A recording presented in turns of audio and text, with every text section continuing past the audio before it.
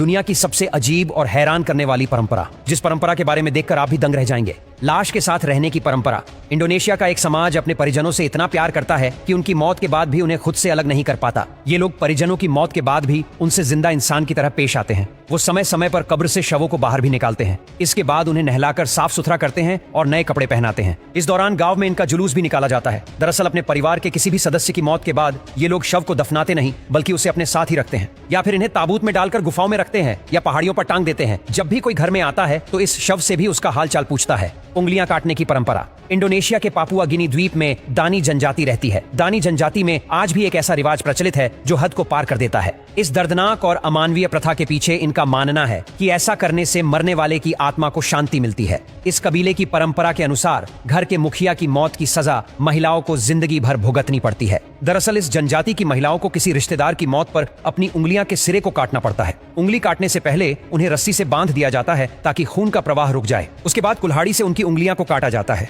कई बुजुर्ग महिलाएं तो अपने हाथों की सारी उंगलियां गवा चुकी हैं। हालांकि अब सरकार ने इस अमानवीय परंपरा को बंद कर दिया है, लेकिन आज भी यहाँ के कुछ लोग इस प्रथा का पालन करते हैं। दुल्हन को आग में लेकर चलने की परंपरा।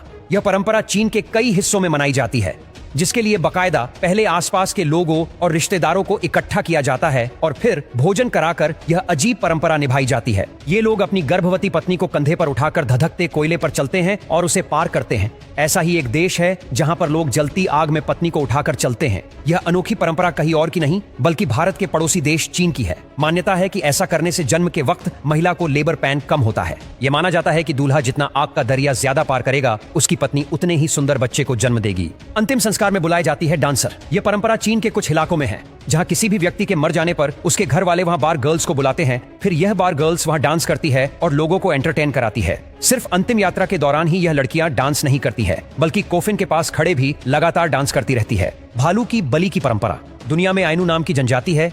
यह उत्तरी जापान के होकाइडो द्वीप, मध्य और उत्तरी साइबेरिया और रूस के कुछ हिस्सों में पाई जाती है। इन लोगों में सालों से एक खास किस्म की परंपरा चली आ रही है, भालुओं को बलि देकर उनके कंकाल को पूजने की। जी हाँ, ये बिल्कुल सच है। ये लोग भालुओं की बलि देते हैं, उनका खून पीते हैं और मांस खाते हैं। बाद में उनके कंकाल को खाल में लपेटकर एक जगह रखते हैं, एकजुट होते हैं और फिर उसकी विधि विधान से पूजा करते हैं। यह जनजाति मानती है कि भालू और भगवान इंसान के बीच चलते हैं। उनकी बलि देने से इंसानियत का भला होगा, इसलिए वे ऐसा करते आ रहे हैं।